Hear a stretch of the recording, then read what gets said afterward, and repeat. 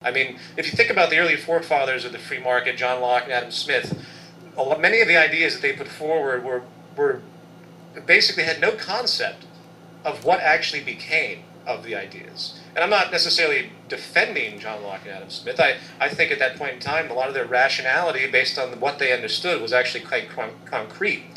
But they never anticipated people making money off of money. They never anticipated a world where the highest paying job you can possibly have is to be a hedge fund manager, where you make on average about $230 million a year doing what? You're not really investing in corporations. You're moving money around, making money off of money, using derivatives, interest margin, and it's just this absolutely comedically pointless activity when it comes to actually creation, when it comes to providing something as a service, as opposed to simply getting money so you can live and live in whatever lifestyle that you like, which is utterly self-serving and, again, does nothing. So I'm always a little embarrassed to bring that up to people, but I'm not embarrassed on the other side because I'm a victim of culture just like anyone else. I've been doing things to try and survive. I have plenty of things in my past I've done to make money that I was never proud of. I've done outrageous amounts of submission and servitude, and then I tried to settle on this equity thing. And now most of my income is generated from freelance stuff I do. I've got a change that comes from the DVDs that I do, and that's about it. You know, I have savings from all the work that I've done, both in trading and in my freelance work.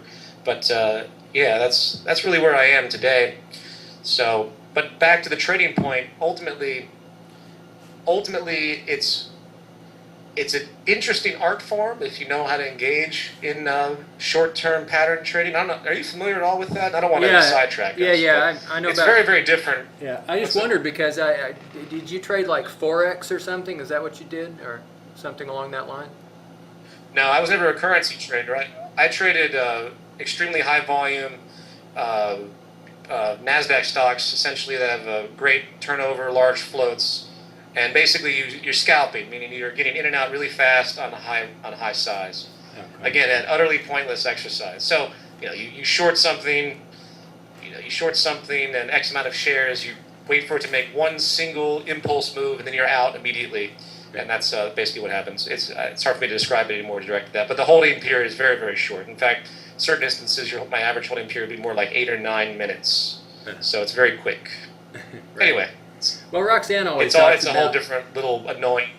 Yeah. What's that? Roxanne always talks about her and Jacques when they have tours here.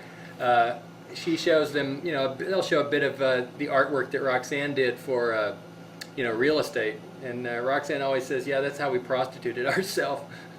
So whatever you do, you have to do in this system. It's just the way it is at the moment. And I'm glad you point that out because, as you know, we have this sort of heated, agitating community out there, and they like to poke what they think are holes in the commitment of the movement and the project.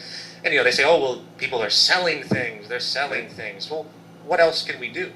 You either can sell yourself as a prostitute in your services, or you can make something and sell it, which is essentially another form of prostitution service. And it's probably best that people like Jacques and Roxanne, of course, sell things that are actually tangible and relevant.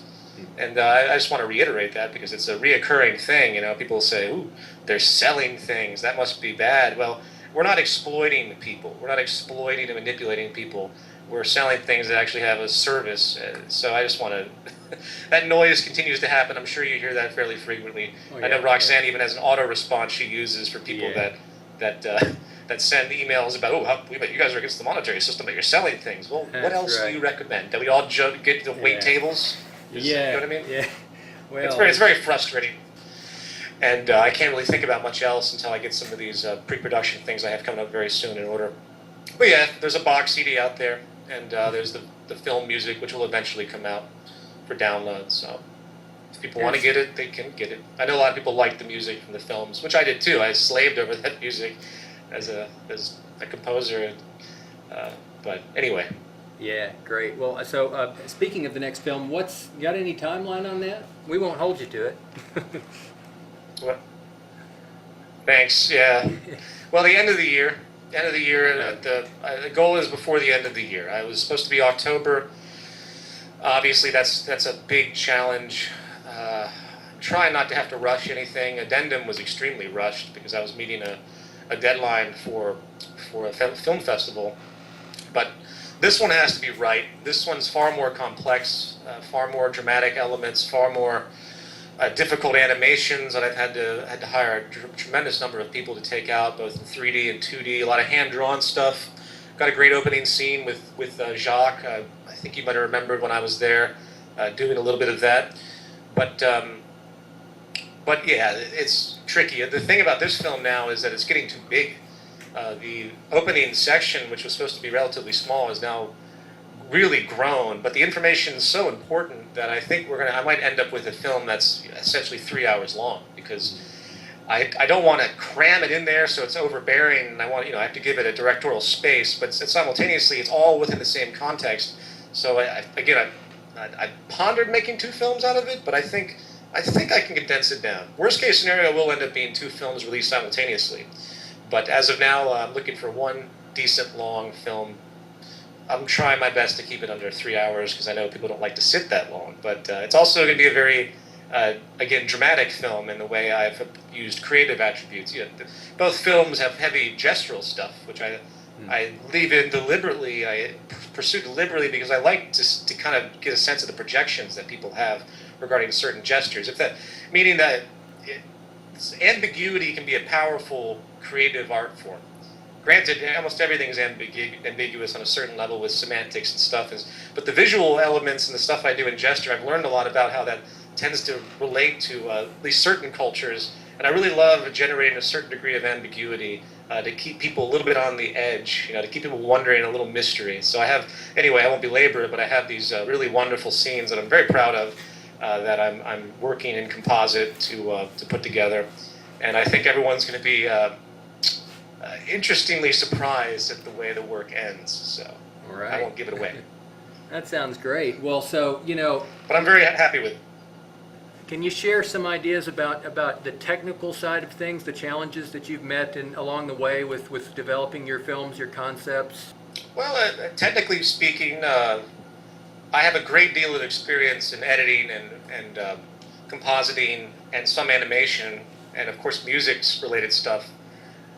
Once you kind of know the basics of how to move around these programs and you get some experience, it really comes down to just having a sense of external perception where whatever you're creating, you can kind of you can assess an average of the way that will be experienced.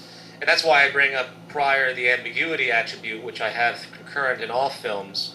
Even though I'm very direct, of course, obviously with Addendum, it's going to be very, very direct. But then there's elements like Jiddu Krishnamurti, and then, of course, in Zeitgeist 1, there was Trungpa Rinpoche, and I'm trying to create a cross-cultural kind of feel. So it really depends on what your target is, in other words. Generally speaking, whenever I talk to people that are aspiring into any type of art form, I say, do whatever you think you want to do, whatever you think is right, and don't consider, this is kind of a beginner's disposition, because the worst thing you can do to create anything is to be inhibited. I've experienced this countless times with friends of mine, that they go out and they try to make a film to sell it. And I tend to find that those that really try to work the commercial angle for money, they tend to fail, because they're trying too hard. And what really happens is that those works that stand out are really ones that are personal to the creator. So that's really the most important thing. So if you have the skill set to pursue these programs and to shoot footage and everything else, and that's all easily learnable, the next goal is just to figure out how to create the expression that you want, that you're comfortable with, and to not let anyone tell you otherwise. Now, obviously, you can assess that expression based on the general communicative properties and how it would relate to different cultures.